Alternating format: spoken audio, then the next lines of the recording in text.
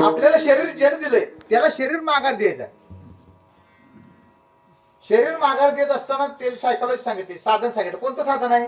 साधन आहे चरण. धरवणी चरण पावे उत्तीर्ण. त्याच्यातनं उतराई होण्याकरता आपल्याला चरण धरावे लागते. चरण धरल्याशिवाय बॉडी त्याला जात नाही. आपली बॉडी जोपर्यंत त्याला जात नाही तोपर्यंत दुज खंडत नाही. दुज खंडल्याशिवाय परमात्मा उरत नाही. दुजे खंडो तरी उरला. हा, आज दुज या शब्द जात आहे. दोन दिशा आहेत, एक आत जाणं एक बाहेर. हे जोपर्यंत बंद होत नाही, आत जाणं आणि बाहेर येणं बंद होत नाही तोपर्यंत दुजाचं खंडन होत नाही. जोपर्यंत श्वास चालू आहे तोपर्यंत अवगुण निर्माण होणार, काम क्रोधाधिक विकार येणार, दुसरं दिसणार, दुसऱ्याचं आवडणार, आपलं विसरणार. मग आपल्याला काय करायला पाहिजे? चरण धरणे या शब्दाचा अर्थ आहे जे कंटिन्यूटी आहे, ज्याच्यामध्ये अखंडता आहे, जे कधीच बंद होत नाही, त्याचं नाव आहे चरण. चरण सतत चालतं म्हणून ज्ञानोबा म्हणतात चरण नसता वाजे. चरण नसताना म्हणजे चरणाचा आवाज येतो, चरण नसताना चरणाचा आवाज येतो. ज्ञानोबा म्हणते कडे, मी म्हणत नाही. चरण नसताना काय वाजतंय?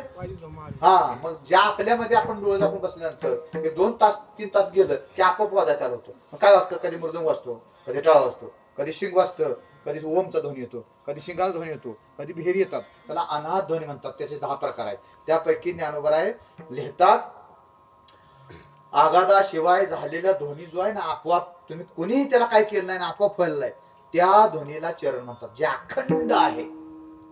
चरण या शब्दाचा अर्थ आहे सतत चालतं. चरण म्हणजे जागेवर उभा आहे, ज्याच्यामध्ये कर्तृत्व नाही, ज्याच्यामध्ये सामर्थ्य नाही, त्याला चरण म्हणायचं नाही. पंढरीनाथाचं चरण कधी बंद नाही. तर पांडुरंगाचं चरण कधी बंद होत नाही. कंटिन्यू त्याच्यामध्ये, कंटिन्यू म्हणजे पूर्ण विश्व डेव्हलप करण्याचं सामर्थ्य त्याच्यामध्ये.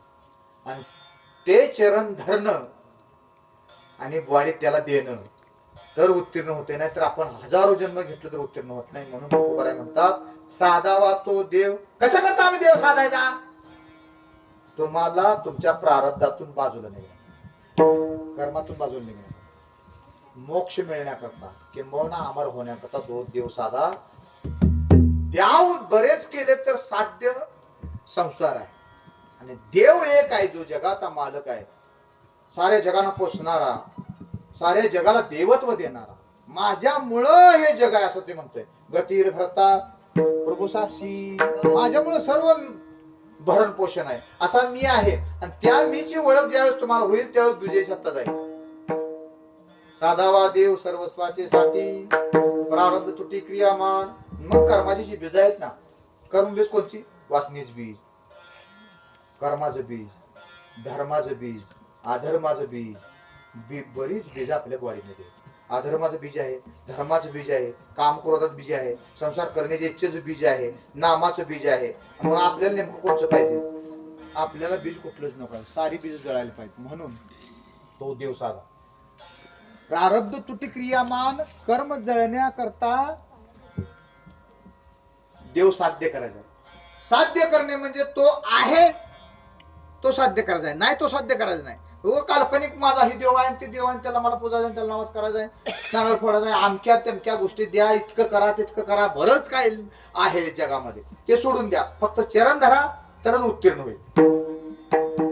चरण धरल्याशिवाय देव प्राप्त होत नाही.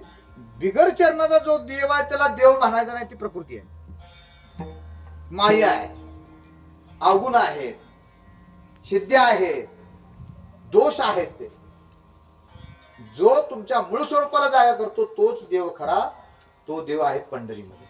तुकोबाराय म्हणतात आम्ही दुसऱ्या तिसऱ्या वाटेने जाणार नाही, आमची वाट पंढरीची आहे. आम्ही नवजो तया वाटा, योगाची या वाटा जे निघाली, दुःखाचा वाटा भागाला. आम्ही पंढरीला जाईन आणि पंढरपुरात जाऊन काय करीन? नाचू पंढरी चोहटा. फार अभंग सुंदर आहे, समजण्यासारखा आहे. पण आपला दुसराच वेळ जास्त गेला, क्षमा मागतो, परत सोडण्याचा प्रयत्न करतो. तुम्ही माझीच माणसं आहात. पुन्हा पुन्हा मला कीर्तनाचा योग येईल त्यावेळेस मी आध्यात्मिक सांगत जाईन.